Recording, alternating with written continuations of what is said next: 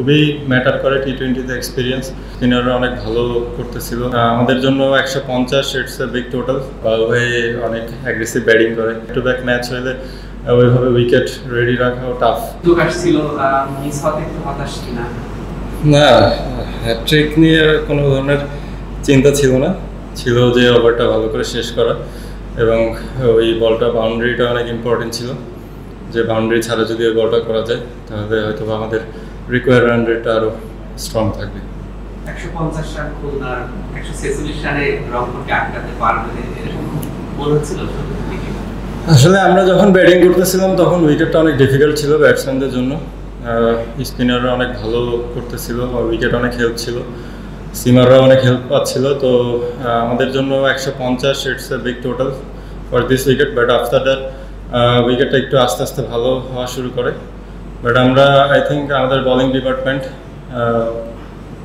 অনেক ভালো একটা জব ডান করছে, যে আমরা 150-এ ওদেরকে আটকে দিতে পারছি। সৌম্য সরকারের জাতীয় দলে ডাক আসছে, মেহেদী মিরাজুদ্দিন, কিছুটা কি মনে হচ্ছে একটু চাপে আছেন দুটা জাতীয় দলের খেলোয়াড় নিয়ে হবে? হ্যাঁ, আসলে তারা তো অনেক বড় নাম এবং খুলনা ডিভিশনের বলতে গেলে অনেক বড় একটা part. But at the same time আমাদেরকেও সামনে চলতেই হবে। তো যারাও আসছে বা যারাও খেলছে অবশ্যই তারা ক্যাপাবল, আর আমরা অ্যাজ এ টিম হিসেবেই খেলতে চাচ্ছি এবং ওই হিসাবে আজকে রেজাল্টটা ডিফার করে।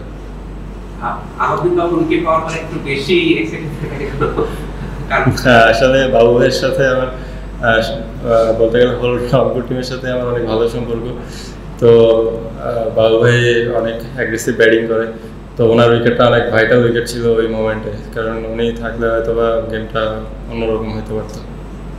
রান কম মনে হচ্ছে এবারে টি-20তে, উইকেটটা কেমন দেখছেন? একটু বেশি রান হওয়া দরকার, টি-20 যেমন হওয়া দরকার আমার মনে হয় ঠিক ওইভাবে হচ্ছে। আসলে না, শুরুর দিকে দেখবেন যে আমরা রাজশাহীর সাথে যে ম্যাচটা হারছি, তো ওই উইকেটটা আর আজকের উইকেটটা অনেক ডিফারেন্স। তো গত সিজনেও যখন আমরা খেলছিলাম তখন ধীরে ধীরে ডে বাই ডে রান কমেই যাচ্ছিল।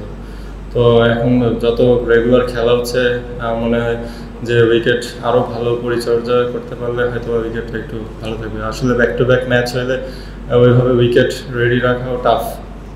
তো আই থিঙ্ক এখন দেখতে গেলে যদি মোটামুটি এরকম 150-70 এরকমই স্কোর হয়তো বা দাঁড়াবে।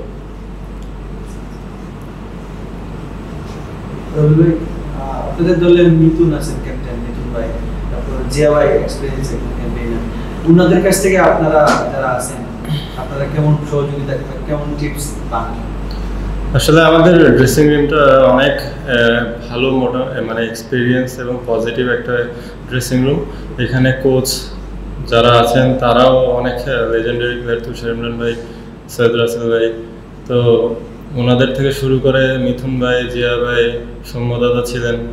তো এখানে যারাই আছে খুব ভালো টিমমেট, খুবই এক্সপিরিয়েন্সড। এই যে ডিফিকাল্ট সিচুয়েশনগুলো আজকে দেখেন জিয়া ভাইয়ের এক্সপিরিয়েন্স আমাদের কাজে লেগে গেছে, with the bat with the ball. So খুবই ম্যাটার করে টি-20তে এক্সপিরিয়েন্স, এবং আজকে এক্সপিরিয়েন্সটাই কথা বলছে।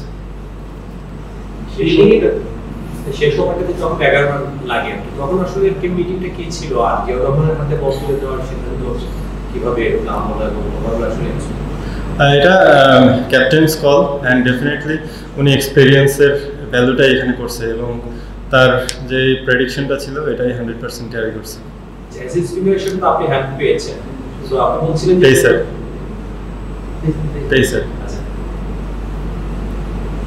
ঠিক ফিল্ডিংটা একটু গাছাড়া লাগছে, কয়েকটা ক্যাচ হচ্ছিল মনে হচ্ছে ধরার ইচ্ছা নেই, আমাদের একটা খুবই দেখছি মানে ক্যাজুয়াল দেখছে বিষয়টা কি, মানে ফিল্ডিংয়ের কাজের বিষয়টা একটু বলতে পারবেন? না, আসলে সেরকম কোনো বিষয় না।